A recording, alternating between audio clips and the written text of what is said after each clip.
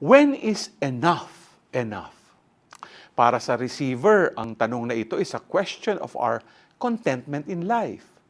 Para naman sa giver, this is a simple measure of our generosity at kung paanong ramdam natin ang sakit ng pagbibigay, ngunit masaya pa rin tayong nagbabahagi. Paano nga ba natin masasabi that we have given everything? How do we measure generosity? Mga ka-G, in the Gospels, Jesus has given us examples of generosity by showing comparisons, kagaya ng kwento ng widow's mite. But in our Gospel for today, Jesus teaches us the most excellent way. Siya bilang the way, the truth, and the life, ay nagtuturo sa atin ngayon to give according to God's standards.